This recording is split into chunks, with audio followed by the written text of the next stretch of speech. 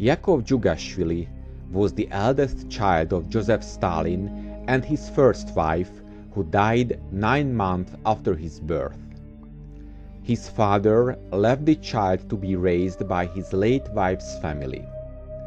In 1921, when Yakov had reached the age of 14, he was brought to Moscow, where his father had become a leading figure in the Bolshevik government. Yakov was a shy, quiet child who appeared unhappy and tried to commit suicide several times as a youth. Though Yakov was interested in studying at a university, Stalin did not allow it, and in 1937 Yakov entered the Artillery Academy and graduated from there on the 9th of May 1941, a few weeks before the German attack. In late June of 1941, Stalin urged his son in a telephone conversation, "Go and fight."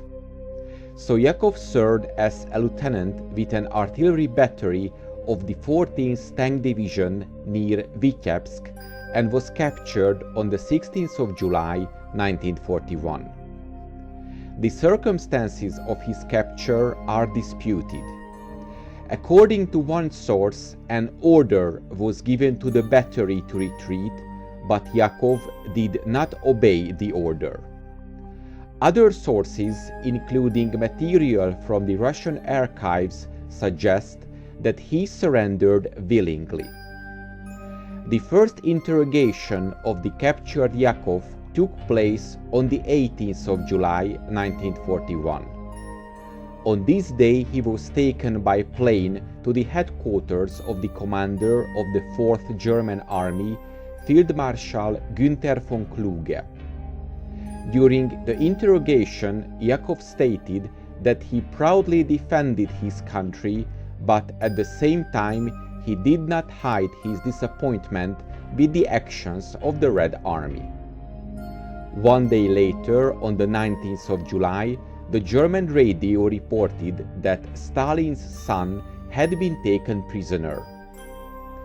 In the future, the German propaganda units began to scatter leaflets over the positions of the Soviet troops with the image of Yakov and calls to surrender. The content of the leaflets, in addition to the photograph of Yakov Djugashvili accompanied by German officers, included the capture pass for Red Army soldiers, as well as a copy of Yakov's handwritten letter to his father. Propaganda distribution of German leaflets depicting the life of Yakov in captivity was carried out by the Wehrmacht for psychological impact on the soldiers of the Red Army in order to stimulate them to follow the personal example of the son of Joseph Stalin and surrender. At the initial stages of the war, the calculation of the German command was partially successful. The capture of the son of the Soviet dictator himself became a real success for the German propaganda machine. A lot of Soviet soldiers surrendered after learning about the capture of Stalin's son. In late 1941 and early 1942, the German military intelligence tried to persuade Yakov to take a more active role in the German propaganda campaigns against Stalin's regime, but he declined the offer. The wandering of Yakov in different German camps lasted almost 2 years.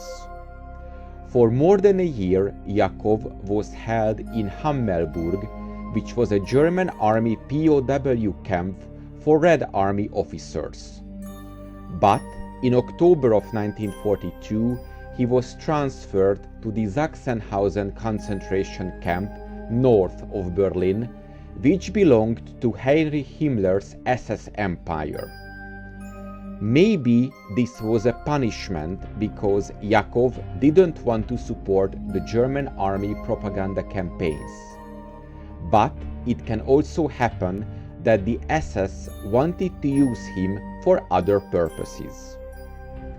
There is also a widespread version that after the lost Battle of Stalingrad, the German High Command offered to exchange Yakov for Field Marshal Paulus, who was taken prisoner by the Red Army. This offer arrived through the Red Cross, but Stalin refused. No documentary evidence has proved this theory. However, in the epic Soviet film The Liberation, the scriptwriters attributed to Stalin the phrase, "I do not change a lieutenant for a field marshal." Fiction or not, it is interesting to note that Yakov committed suicide a few weeks after the battle, so maybe he became so depressed when he heard his father's answer. On the 14th of April 1943, Yakov died at the Sachsenhausen camp. The details of his death are disputed. One account has him running into the electric fence surrounding the camp. However, it has also been suggested that he was shot by the German guards while he tried to escape the camp. It is also possible that he wanted to be shot during this escape attempt, since he had suicidal tendencies in his youth as well. Upon hearing of his son's death, Stalin reportedly stared at his photograph for hours. He would later soften his stance towards Yakov, saying he was a real man and that fate treated him unjustly. After the war, British officers in charge of captured German archives came upon the papers depicting Yakov's death at Sachsenhausen. The German records indicated that he was shot after he ran into an electric fence, attempting to flee after an argument with the British prisoners. An autopsy should be actually died before he was shot. The British Foreign Office briefly considered presenting these documents to Stalin at the Potsdam Conference as a gesture of sympathy. They scrapped the idea, however, because neither the British nor the Americans had informed the Soviets that they had captured key German archives, and sharing those papers with Stalin would have prompted the Soviets to inquire about the source of these records. I hope you enjoyed this episode, and to make sure you don't miss my future work, please make sure you are subscribed to my channel and press the bell notification button. Thank you, and see you in the next video.